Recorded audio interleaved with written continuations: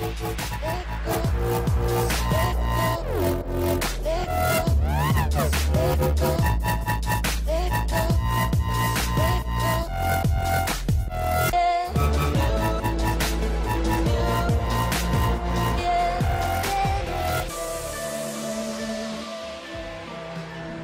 right, the hottest craze in the motorcycle market now is inexpensive motorcycles, and these three bikes here are ideally placed in that category. 250cc size motorcycles, except Kawasaki this year ups the ante to 300cc's. The Kawasaki Ninja 250 was the sport bike king of small displacement motorcycles. Then the Honda CBR 250 came along and shook up the class and gave people a good alternative to the Ninja 250, which was carbureted and didn't really have good throttle response. So there was a good trade-off there. The Hyosung GT250R, air-cooled V-twin motor, feels a little bit older in design than these other ones, but it's the lowest price of the three. John, what's your early impressions? Well, right off the bat, I can say that the Hyosung is more of a sport bike posture for the rider. It's got lower clip-on bars, it's got a higher seat height, puts the rider a little more forward on the controls. These two are a little more comfortable, a little more of a standard riding position for the rider. Well, right off the bat, the Hyosung here only has a $100 price advantage over the base model Honda, and I see a very uphill battle for this motorcycle to have any clear performance advantage over these other two, considering, you know, what the Japanese bikes bring to the table. Early impressions, the Ninja's definitely the fastest, but you gotta pay more for that advantage. So we're gonna ride these around all kinds of roads and find out if it's worth the extra price and how they all match up.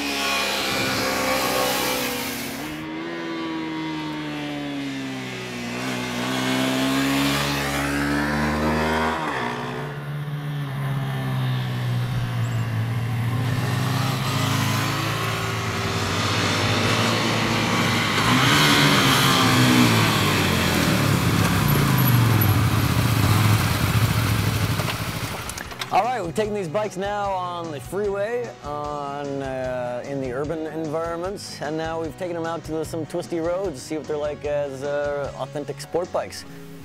We definitely need to point out the fact that we have three different engine configurations here. We have a liquid-cooled single cylinder on the Honda, we have an air-cooled 75-degree V-twin in the Hyosung, and a parallel twin in the Ninja.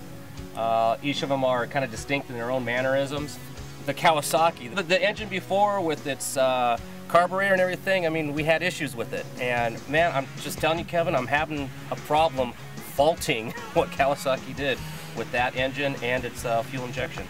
You can do 80 miles an hour on these other two as well, but that's getting right near the top end of their limits. Yeah, you're topped out. Ninja's still got a lot more room to go. There's another magazine said you get 104 miles an hour top speed out of that thing, which is way beyond what these can do. The Hyosung puts you in more of a sport bike position, but being a 250, you're almost ready for something that just isn't there. When you go to throttle out of a corner, give it the gas, and it just kind of grunts right on up the hill. Ninja has a little more power. The CBR, you know, it's got the same. They're close. Yeah, it's close, but it's a lighter bike. It's got a smaller wheelbase, and it doesn't have you in that ready position.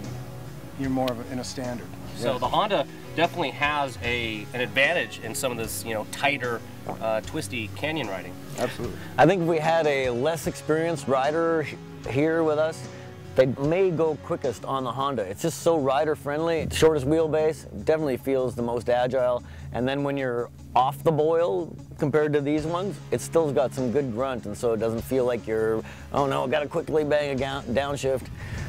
The Yosung almost, to me, it almost doesn't make sense. It feels big. And like you said, the long wheelbase, it doesn't feel like there's enough weight over the front end, even with the low clip-on bars. And I never could feel the confidence in the front end like I could on the two Japanese bikes. No, I think even with the new KYB suspension that Yosung has for this year, it's just not dialed in. The Ninja and the Honda were actually both pretty good, you know, front and rear, and their damping was set up for doing this tight, aggressive riding the best. Kawasaki, very close second in my book, but the Yosung is definitely leaves something to be desired. And while I think Kawasaki was on the right track, bumping it up to 300 cc's, because there really isn't a comparison. That those 50 cc's make a lot of difference between this one and either of these bikes. You could buy this bike or the Yosung, and after a certain period of time, you're probably going to want to step up into something bigger. Definitely. That Cowie, I mean, I've been riding for 20-some years, and I still could have that in the garage without any problem as my own bike. I mean, the engine on that is superior. It's amazing. The Honda and the Kawasaki you can order with ABS. Our test bikes here both have ABS. Can't get the ABS on the Yosung even if you wanted it.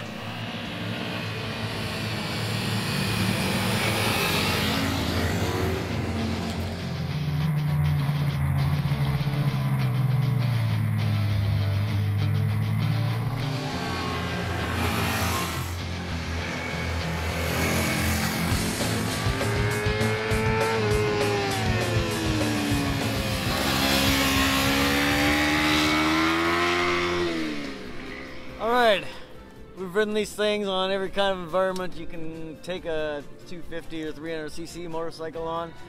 I've been impressed that freeway traffic's no problem on these things, 80 miles an hour, keep up with traffic, no problem on Southern California freeways or highways in Nebraska if that's where you go. And the things that stand out to me is that these things are so easy and fun to ride, and that's why you should consider this size of motorcycle if you're a newer rider or somebody who just wants to have fun on a smaller, easier to manage sport bike. They're a lot of fun to ride, like you said. They're easy to move around, easy to negotiate through traffic. But I think we're all clear on the fact that of the three, the Yosung definitely has the most shortcomings. It just doesn't add up in every facet, whether we're talking about handling or power or braking, suspension. And for me, what it boils down to is the Yosung ought to be significantly less expensive than the other two, and it's just not. It's only $100 or so less.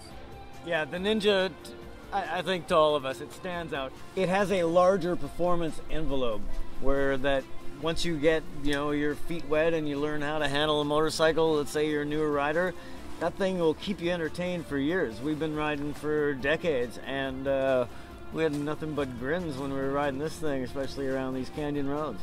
Well, it's got some of the modern technology. I mean, both you can get the Honda and the Cowie with ABS. But again, it's the slipper clutch that keeps, kind of making me grin, because you're coming in these corners not expecting a technology on a motorcycle of this caliber or at this price. I mean, you take the ABS out of the equation, this is only, it's under $5,000, but you've got a slipper clutch in there. If you're a beginner rider and you get the skills and you're out here in the canyons or on the track, all of a sudden, you can smack off some downshifts, dump the clutch, and you're not going to be jacking up the rear end. It's phenomenal. So I think what we got here is a new class champion. It's busted out of the class. No longer a 250, but the Ninja 300 just has more of everything. It costs a little bit more, but you get a lot more too with the Kawasaki Ninja 300.